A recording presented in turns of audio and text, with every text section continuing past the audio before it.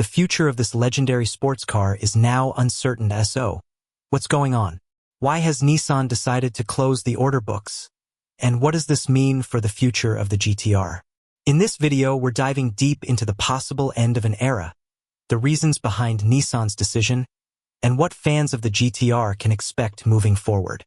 Stick around, because the future of one of the greatest performance cars ever is hanging in the balance. Before we dive into the news, let's take a quick moment to appreciate just how significant the Nissan GTR has been over the years. First introduced in 1969 and re-released as the R32 in 1989, the Nissan GTR quickly made a name for itself as one of the most formidable performance cars ever made. The R35 GTR, launched in 2007, solidified its place in history as a tech-packed powerhouse that could rival some of the most expensive supercars on the market. For over 15 years, the GTR has been an icon in the world of motorsports and street performance, known for its sophisticated all-wheel drive system, incredible acceleration, and incredible tuning potential. Godzilla, as it's affectionately called, has had its time in the spotlight as the car that can take on the best in the world at a fraction of the cost. But now, with Nissan officially halting orders for the GTR in Japan, we can't help but feel that a chapter of automotive history is coming to a close. So, why is Nissan making such a bold decision to close the GTR order books? Well, there are several key factors at play here. The R35 GTR, despite being a brilliant machine, has been on the market for over 15 years without a full redesign. While Nissan has continuously updated the GTR over the years, the fact remains that the car's core design and technology are showing their age. The GTR's twin-turbo V6, though still incredibly potent, was first introduced in the mid-2000s, and the car's interior tech and overall design now feel a bit outdated when compared to more modern performance cars that are in the fast-paced world of high-performance vehicles. This can be a major disadvantage, especially when competitors like the Porsche 911, Chevrolet Corvette, and even electric supercars are raising the bar in terms of innovation and performance. Another reason for Nissan's decision could be the growing pressure from stricter emissions regulations worldwide. As governments continue to ramp up their focus on reducing vehicle emissions, performance cars like the GTR, especially those with large, high-powered engines, are increasingly under scrutiny. With the rising demand for more sustainable, low-emission vehicles, it may no longer make sense for Nissan to continue producing the GTR in its current form, especially given the increasing costs to meet these regulations. The future of Nissan's performance lineup seems to be heading toward electric powertrains, with models like the Nissan Ariya signaling the company's commitment to electrification.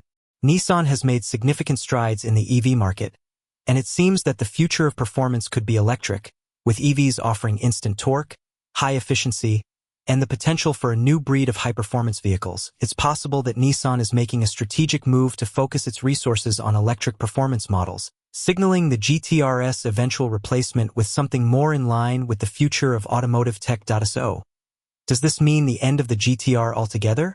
Not necessarily.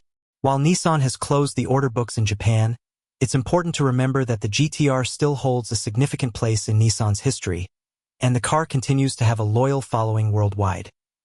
While we might not see an immediate replacement for the R35, there are rumors that Nissan could be working on a successor that takes the legendary performance of the GTR and merges it with new electric or hybrid technology. In fact, Nissan has hinted at developing an all-electric GTR in the past, and with the growing popularity of electric performance cars, we could see the GTR evolve into a groundbreaking EV in the near future. Additionally, the performance market is evolving rapidly.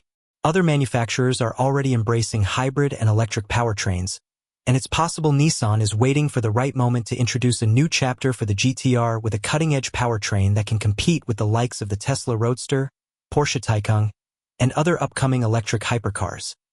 While the closing of the order books for the GTR marks a bittersweet moment for fans, we're not ready to say goodbye just yet.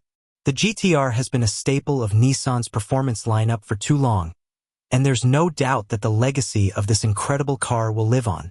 Whether Nissan decides to launch a new version with electrified powertrains or create an entirely new performance vehicle, the spirit of the GTR is not something they can easily replace. This could be a moment of transition for Nissan, a pause to reflect on what the GTR means and how they can bring it into the future. So, while this might be the last chapter for the current GTR, it's very likely that Nissan is already planning something even more exciting for performance car enthusiasts. What do you think, MotorHub 1003 fam? Is this the end of the Nissan GT-R as we know it? Or is Nissan gearing up for something even more exciting down the road? Let us know your thoughts in the comments below.